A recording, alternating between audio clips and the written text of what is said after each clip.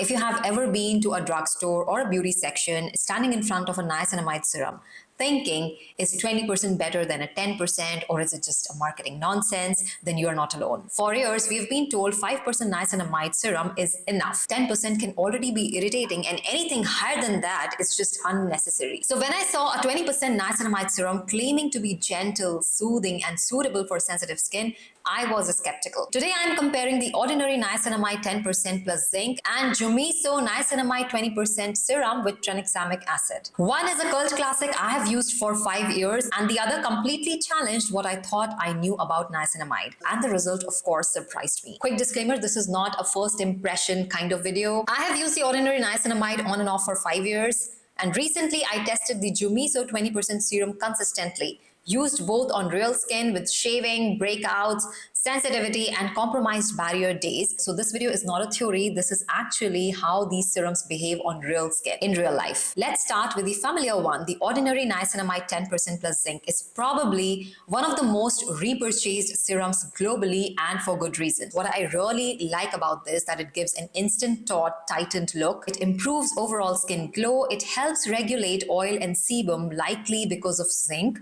It makes the skin look smoother almost immediately after application. And this is one reason why I have repurchased like 5-6 times already. But let's be honest, on compromised skin, if I have shaved my face or if I got a cut or something, or maybe some open acne, this serum does sting. Not aggressively though, but enough for you to notice. It's effective but not forgiving. I honestly believe this is a result first niacinamide serum. Like you will feel it gives your skin that instant glow, it gives your skin that instant taut. And now let's talk about the controversial one. 20% niacinamide sounds insane on paper and I expected tingling, a redness, maybe irritation.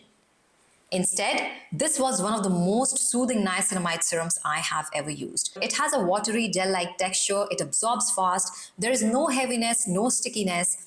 I did not experience any sort of stinging, any sort of burning, and it is very even on sensitive days too. And here is the shocking part. This 20% niacinamide serum, it felt gentler than the Ordinary Niacinamide 10% plus zinc. Why? Probably the formulation. This serum is buffered with Tranexamic Acid, glutathione, centella complex, and multiple soothing botanical extracts. It's clearly designed to counterbalance the high niacinamide concentration. And here is the reality. Most studies focus on 2 to 5% niacinamide. Some data also exist for niacinamide, from 10 to 20%, but irritation risk also increases there. So many dermatologists often recommend niacinamide at a lower percentage because it's the safest option to go for, not because higher ones don't work. A well-formulated 20% serum can feel gentler than a poorly buffered 10%. Not saying that ordinary one is poorly formulated. In fact, I love this one more than this because it gives instant glow, tighter looking skin, better oil control, but can sting on compromised skin. However, Jumiso 20%, it is slower, calmer, no instant tightening effect,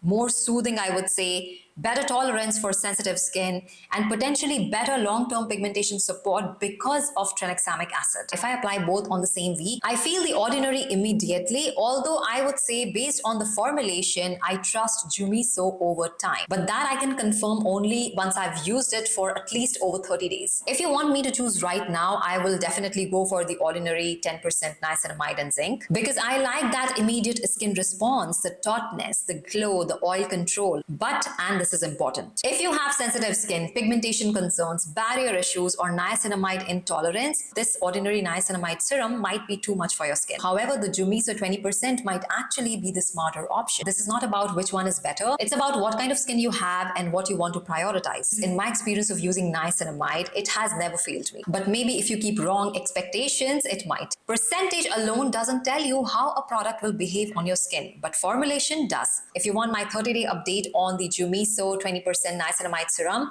let me know in the comments. And if this comparison helped you decide which niacinamide serum to go for, hit like and subscribe to this channel. And that's all for today's video. I'll see you all in my next one. Until then, stay tuned, stay beautiful.